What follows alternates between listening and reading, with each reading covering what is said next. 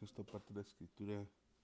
Dice, pero acerca de los tiempos y de las ocasiones, no tenéis necesidad, hermanos, de que yo os escriba, porque vosotros sabéis perfectamente que el día del Señor vendrá, así como un ladrón en la noche, que cuando digan paz y seguridad, entonces vendrá sobre ellos destrucción repentina, como los dolores de la mujer encinta, y no escaparán.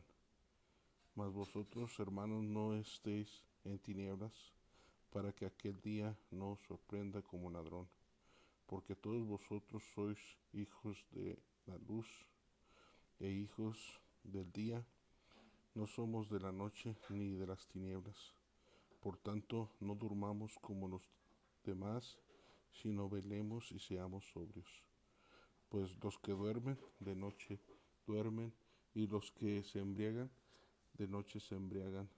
Pero nosotros que somos del día, seamos sobrios, habiéndonos vestidos con la coraza de fe y de amor, y con la esperanza de salvación como yelmo, porque no nos ha puesto Dios para ira, sino para alcanzar salvación por medio de nuestro Señor Jesucristo, quien murió por nosotros, para que ya sea que vivamos o que durmamos, vivamos juntamente con Él. Por lo cual, animaos los unos a los otros y edificaos los unos a los otros, así como lo hacéis.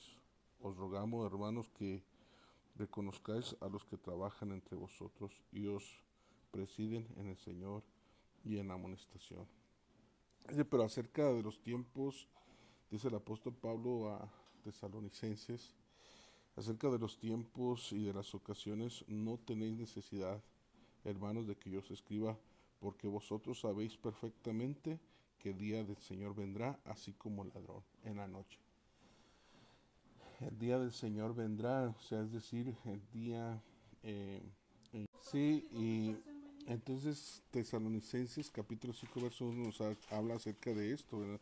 Del día del Señor. Eh, Muchos dicen que el Señor vendrá, o sea, Jesucristo vendrá nuevamente. Primeramente hablamos de dos tiempos escatológicamente.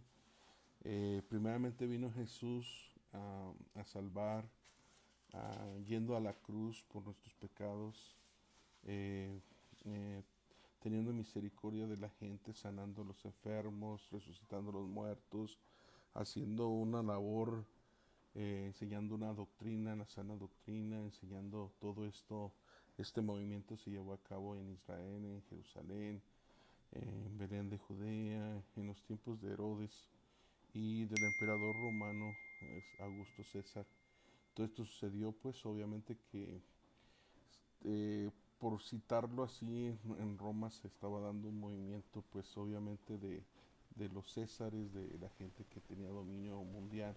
En ese momento pues era gran parte de la conquista que había establecido Augusto César en Roma.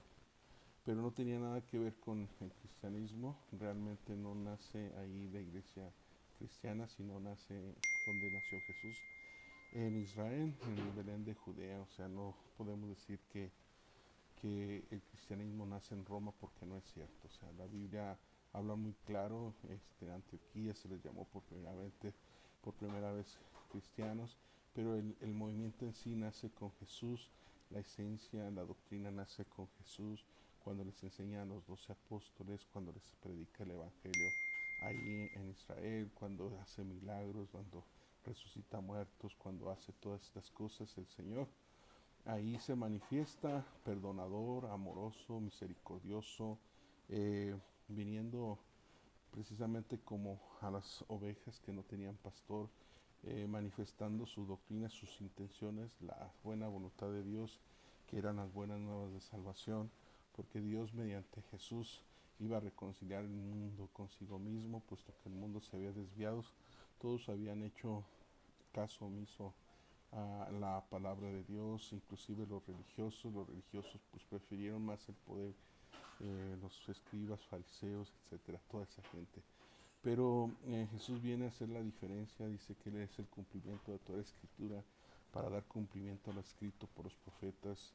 no venía él a abrogar la luz, sino la ley, sino a cumplirla, es decir, Jesús vino a cumplir la ley de todo lo que estaba escrito acerca de él, de los acontecimientos que iban a suceder en su venida como Mesías, como Salvador del mundo, porque él venía a salvar lo que se había perdido, y Jesús vino a salvarnos a nosotros, yendo a un madero, siendo crucificado, derramando hasta la última gota de la sangre, para señal de un nuevo pacto, para que tú y yo pudiésemos tener la oportunidad de ser salvos. Obviamente Jesús vino perdonador, salvador, misericordioso, y vino a demostrarnos su grande amor, porque de tal manera amó Dios al mundo, que ha dado su Hijo unigénito, para que todo aquel que en él cree no se pierda, mas tenga vida eterna. Entonces Jesús vino con esa oportunidad para todos nosotros, dando nuevas de salvación, que todo aquel que creyere al Evangelio, que se arrepintiere, que practicara la palabra, que se bautizase en su nombre, en el nombre de Jesús,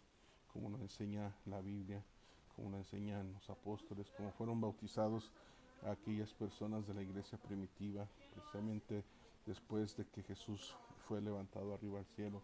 El apóstol Pedro, en el libro de los Hechos capítulo 2, empieza a enseñarle a la iglesia cómo deben de bautizarse. En Hechos 2:38 señala que se bautizasen en el nombre del Señor Jesucristo para el perdón de los pecados, y recibirían el don del Espíritu Santo.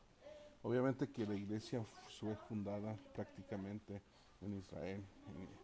Ahí es donde fue el nacimiento del cristianismo. Realmente actualmente la gente ha querido adjudicarse eso, pero ya sabemos que en Roma estaban los imperios, el emperador romano, Augusto César. Obviamente que siempre ha habido la pompa, el poder, el poderío, la riqueza ahí en Roma desde los tiempos de Jesús. Entonces eso era antes. No fue precisamente la sede del cristianismo. Sede del cristianismo, estamos hablando de Israel. Entonces vemos en Israel pues dos prácticamente el nacimiento del Mesías, que se manifiesta, y posteriormente fue crucificado y recibido arriba en gloria. Es decir, dice que dos ángeles lo